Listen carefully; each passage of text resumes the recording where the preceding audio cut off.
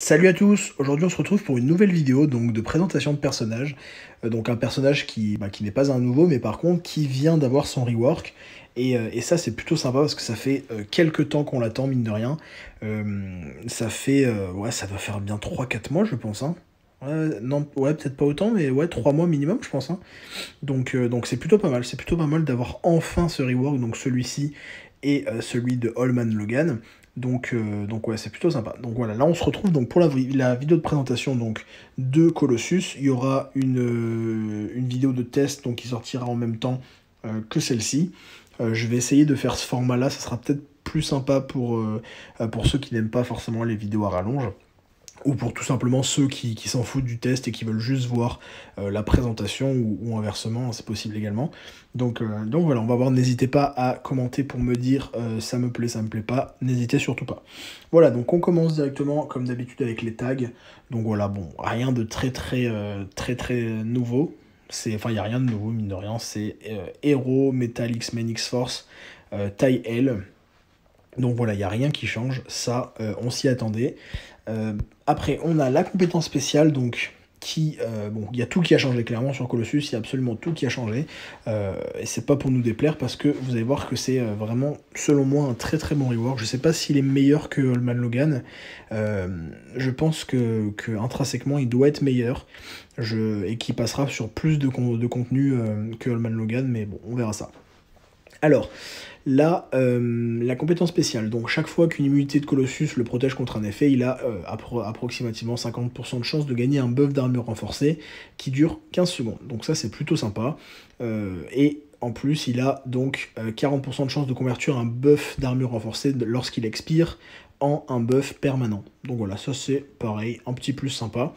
Ça fait que en fait vous avez en gros une chance sur deux plus ou moins de convertir un buff à chaque fois qu'il expire en buff permanent. Donc ça veut dire que sur les longs combats, vous allez avoir des buffs d'armure renforcée à plus savoir quoi en faire, quoi. Donc c'est vraiment très intéressant. À 200, ça doit être dans les 60%, je pense. Là, je suis à 140, ouais, ça doit être ça. Je pense que ça doit être 60%, un truc comme ça. Faudra regarder. Voilà, donc ça, la compétence spéciale, plutôt sympa. Après, passivité, donc, qui va nous aider à comprendre, enfin, qui va nous aider avec la compétence spéciale, donc Colossus est immunisé au saignement, donc ça rien de nouveau. Incinération, vague de froid et engelure, ça c'est nouveau et c'est très cool. Pourquoi? Parce que vague de froid, on connaît, il n'y a pas énormément d'immunité, bon il y en a de plus en plus, mais il y en a toujours pas énormément, donc ça fait une option en plus, donc c'est plutôt sympa. Et rien ne nous dit qu'il n'y aura pas de vague de froid dans les prochains persos qui sortiront. Donc clairement c'est pas mal. Donc ça veut dire que à chaque fois en fait qu'il aura un effet comme ça qui arrivera sur lui, il gagnera un buff d'armure renforcée qui dure 15 secondes. Donc voilà. De plus, il est également immunisé aux brise-armure et à l'armure pulvérisée si et seulement si il ne combat pas un tech. Ça veut dire que Medusa, Vision Arcus, tout ça ne pourront pas lui mettre d'armure pulvérisée. Par contre, brise-armure, les techs, ils pourront, par exemple, Sentinelle, elle pourra lui mettre des brise-armure, par exemple. Après, au début du combat, Colossus gagne un nombre de buffs d'armure renforcés indéfini, donc correspondant à 2 plus le nombre de champions X-Men dans son équipe, incluant lui-même. Ça veut dire que vous allez, si vous n'avez que Colossus en X-Men, vous allez gagner 2 plus celui pour Colossus, donc 3, indéfini, donc ça veut dire des buffs permanents. Donc ça, plutôt sympa, ça va, c'est un petit plus quoi, ça va permettre de commencer le combat avec déjà quelques buffs d'armure renforcée, donc c'est plutôt sympa. Buff d'armure renforcée, donc chacun, excepté sauf indication contraire plutôt, rapporteront 222 de classe d'armure. Là on est sur un 5R3, n'oubliez surtout pas ça. Donc en 5R5 évidemment, ça sera plus élevé, beaucoup plus élevé. Après donc, pour chaque buff d'armure renforcée, il gagne 62 approximativement de taux de dégâts critiques supplémentaires, fois 20 au maximum. Donc ça c'est juste totalement insane. Vous allez juste gagner un taux de coup critique, de dégâts critiques abusé. Et ça va vraiment vous aider à faire énormément de dégâts, donc c'est très intéressant. Vous allez voir que Colossus, là, ils l'ont remake, ils ont très bien fait leur rework, j'ai l'impression, parce que ils ont vachement mis ça sur le background du personnage, donc qui est un personnage très résistant, évidemment, puisque c'est un perso qui est fait entièrement de métal, et qui, mine de rien, est censé avoir une force énorme et beaucoup de force, beaucoup de résistance, donc c'est plutôt sympa. J'ai l'impression qu'ils ont fait un truc vraiment cool, donc j'ai hâte de tester ça je l'ai déjà un petit peu testé, mais j'ai hâte de tester ça sur des contenus autres que le soldat de l'hiver et des trucs un peu basiques, quoi. Voilà. Après, lorsqu'il attaque ou lorsqu'il est attaqué, s'il subit une réduction de compétences, il gagne 100% de taux de pouvoir pendant toute la durée de l'attaque, donc ça, c'est plutôt pas mal. Ça va permettre contre les bon, c'est un petit plus, hein, ça va pas être insane, mais ça va permettre notamment contre Domino de gagner un petit peu de taux de pouvoir supplémentaire, donc pourquoi pas, clairement. Enfin, je dis Domino, il y en a d'autres, hein, mais Domino, c'est celle qui me vient à l'esprit le plus facilement, évidemment. Après, on a les coups critiques ennemis qui sont plafonnés à 150% du taux d'attaque de l'adversaire, donc ça c'est pas mal. Ça va permettre pareil, en fait, de le rendre plus résistant et de, par exemple, prendre sur un SP2 de Ghost ou un SP2 de Corvus, s'il y a la démat, admettons, prendre des dégâts vachement moindres, puisqu'ils seront plafonnés, en fait, tout simplement. Et on connaît tous les SP2 de Corvus et de Ghost, les 3 coups critiques, ils vous mettent très mal, donc clairement c'est pas trop mal. Ça va permettre, c'est un petit plus, hein, c'est clairement pas ce qui va faire le gameplay du personnage, mais c'est un petit plus qui le permet, donc comme je vous dis, d'être de plus en plus dans le background du perso et d'être résistant comme il doit l'être et d'être puissant comme il doit l'être, et ça c'est plutôt intéressant. Après, chaque fois que ce plafond est atteint, la durée des buffs d'armure renforcée est réinitialisée. Donc ça, c'est totalement ouf. Et il a 50% de chance de gagner un buff d'armure renforcée qui dure 15 secondes. Bon, ça, voilà, c'est un petit plus. La plupart de ces effets lui donnent un pourcentage de chance de gagner un buff d'armure renforcée, donc c'est pas nouveau. Donc ce qui est vraiment pas mal, par contre, c'est que ça réinitialise la durée de tous les buffs d'armure renforcée, et ça, c'est clairement un bon truc, hein, c'est clairement un bon truc. Blocage synchro, lorsque vous paradez quelqu'un, ou un blocage synchro, quoi, vous avez 100% de chance de gagner un buff d'armure renforcée qui dure 15 secondes, donc ça veut dire que un moyen très simple de gagner des buffs d'armure renforcée, la petite parade, tout simplement. Si le contact est fait par des attaques de base, Colossus a 100% de chance d'infliger un debuff d'étourdissement qui dure 1 seconde. Donc ça, c'est en gros la parade, mais sans la maîtrise. Donc ça, c'est plutôt intéressant pour les nouveaux joueurs, par exemple.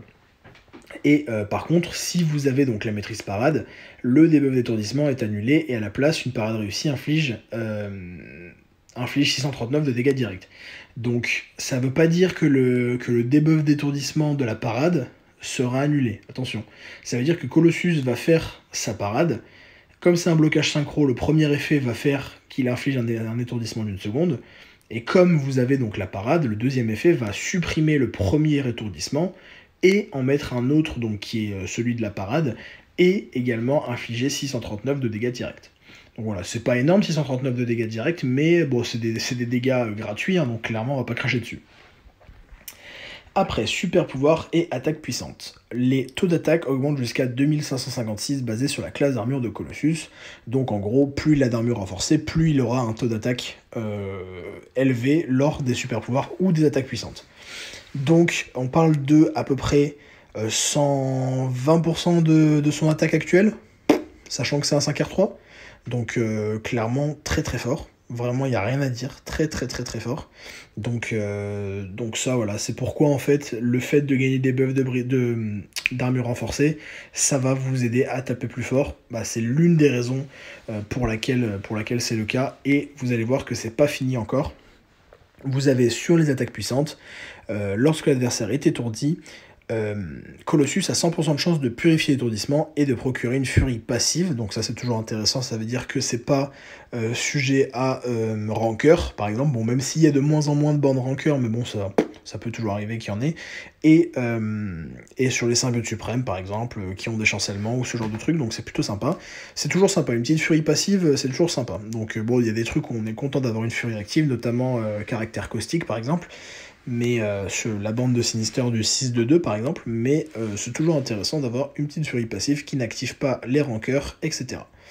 Et qui augmentera donc l'attaque de 4500 selon l'armure de Colossus pendant 3 secondes. Ça veut dire que 4500, là on est sur clairement du 200%. Donc plus de 200%, donc c'est totalement insane. Ça va rendre le perso juste beaucoup trop fort. Beaucoup trop fort sur certains match-ups. Évidemment, ça sera compliqué de monter ses armures et de faire beaucoup de dégâts lorsqu'on aura un Imustun, par exemple.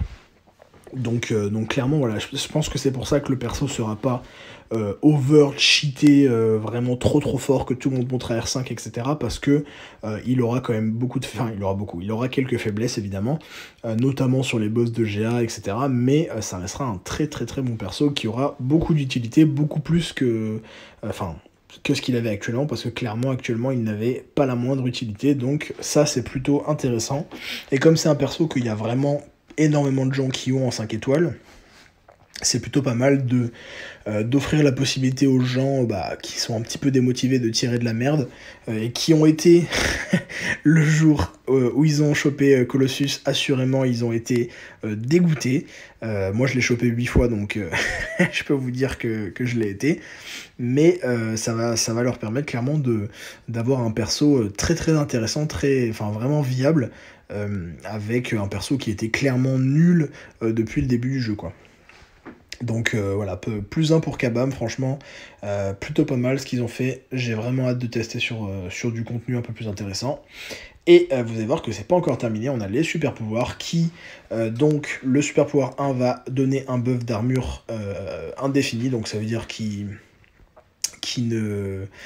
n'expirera pas. Donc je sais pas si c'est la traduction qui est pas très bonne, ou je sais pas, c'est un petit peu bizarre leur traduction là, je sais pas, j'aurais pas dit indéfini, j'aurais mis permanent, donc ouais, je comprends pas trop pourquoi ils ont mis ça, je comprends pas trop, je vous avoue, peu importe. Et le SP1 aura 5% de chance fixe par buff d'armure renforcée d'infliger un debuff d'étourdissement pendant 2 secondes, ça veut dire que grosso modo si vous avez 20 buff d'armure renforcée, ce qui est clairement atteignable, vous avez 100% de chance de stun sur le SP1 pendant 2 secondes, et plus si vous avez évidemment la maîtrise étourdissement. Et ça, clairement, c'est très intéressant, notamment sur certaines bandes comme réserve de pouvoir, qui vont vous permettre d'utiliser 50% de moins de pouvoir, et qui vont en fait vous permettre de stun lock, comme on appelle, faire des étourdissements en masse, donc vraiment intéressant. Vraiment pas mal, c'est clairement pas le truc qui va vous servir à chaque fois, mais c'est une bonne option, et tout simplement pour faire de gros dégâts, et si le perso il a pas plus beaucoup de vie ou quoi, ça évite de refaire des parades, de refaire des interceptions, etc. Donc clairement c'est pas mal, c'est un petit truc qui va vous servir, assurément, qui sera pas totalement insane, mais qui est clairement un bon ajout et un bon petit plus. Le SP2, donc déjà l'attaque est imbloquable, ça c'est très bien contre les autoblocs, et contre certains persos aussi, mais notamment qui sont irrésistibles par exemple, ça va permettre de faire le SP assurément sans avoir à s'occuper ce qui va toucher, ce qui va pas toucher, donc ça c'est plutôt cool. Et lorsqu'il est activé, pour chaque buff d'armure renforcée, Colossus a 50% de chance de gagner un autre qui dure 15 secondes, donc ça clairement c'est très fort. Et le plus fort, c'est qu'il ne compte pas dans la limite d'accumulation maximale, ce qui lui permet en fait temporairement de dépasser la limite des buffs d'armure renforcée qui est normalement de 20. Donc ça veut dire que vous allez pouvoir monter à 40 a priori. Bon, faudrait vraiment avoir les 50% de chance x 20 que ça dure, donc c'est très peu probable, mais ça pourrait arriver. Et mine de rien, ça dure 15 secondes, donc ça veut dire qu'on pourrait avoir 2 SP2 en 15 secondes largement, donc non, clairement, il y a moyen de faire un truc sympa. C'est vraiment... vous allez voir comment ça tape, c'est vraiment indécent. Et après, on a le SP3 qui donc a 100% de chance d'infliger une fatigue passive indéfini sur l'adversaire, réduisant son taux de coup critique de 2000. Donc pareil, là ils ont mis indéfini, je sais pas trop pourquoi ils ont pas mis permanent.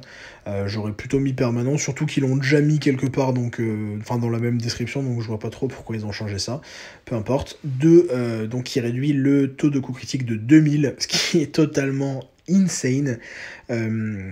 Clairement le perso, quand il a 2000 de taux de coup critique en moins, il fait plus de dégâts, il fait plus de critiques en fait, tout simplement. Donc c'est très très fort. Ça va permettre encore une fois de le rendre plus résistant, et ça je trouve ça vraiment intéressant. C'est vraiment pas mal. Et encore une fois, c'est un debuff passif, donc qui ne sera pas sujet aux immus debuff. Donc vraiment très cool, très intéressant.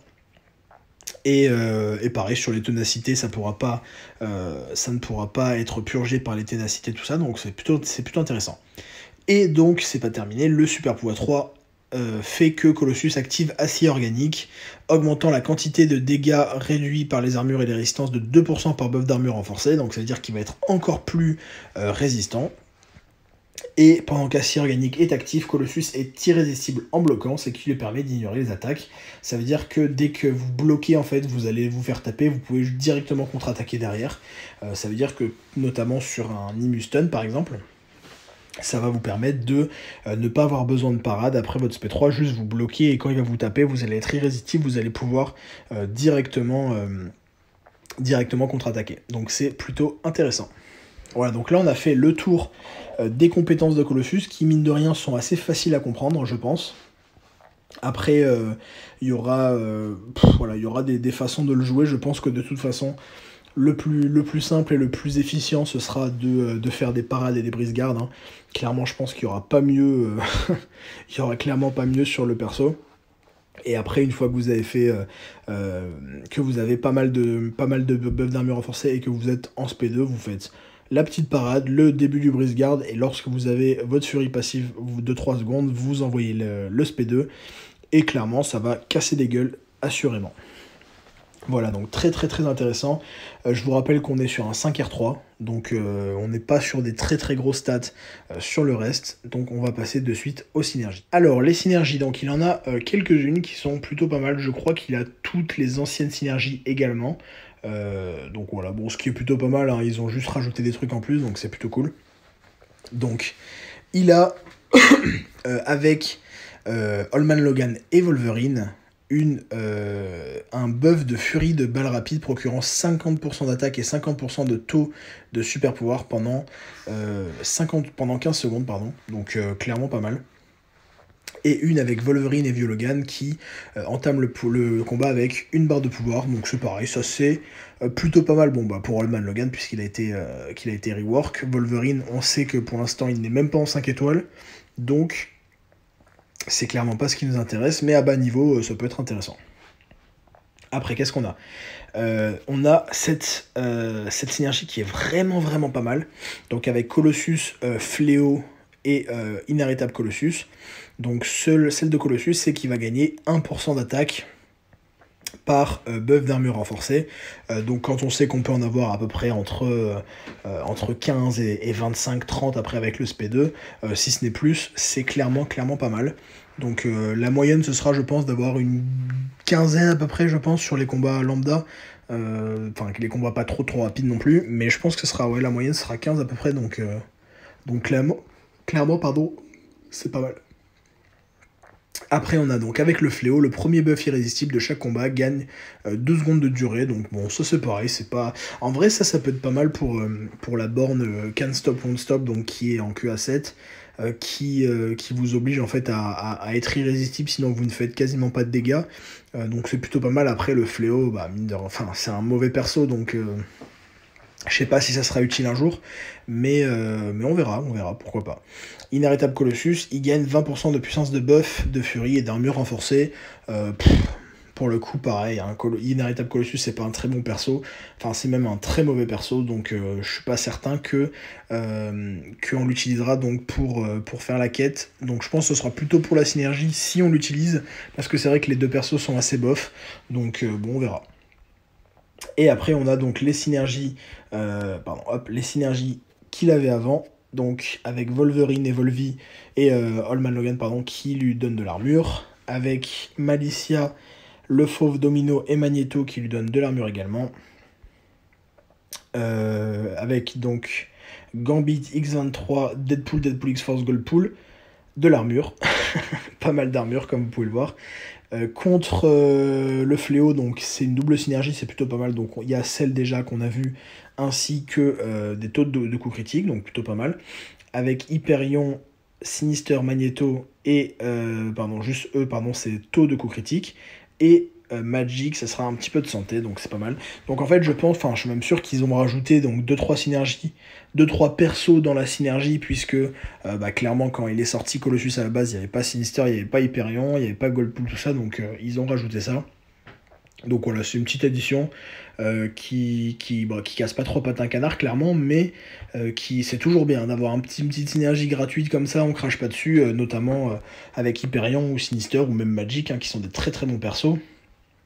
Donc clairement, ou même Domino là-haut, clairement on crache pas dessus. Voilà, donc je pense que j'ai fait un petit peu le tour donc de ce que je voulais dire sur Colossus. Vous avez la vidéo, donc comme j'ai dit, de gameplay qui va sortir. Je vais essayer de vous montrer 2-3 trucs qui pourraient être intéressants avec lui. Et clairement, j'ai hâte de le tester. Donc je pense pas que je le montrerai 5R4, à part si j'ai des gemmes de variantes qui sortiront bientôt.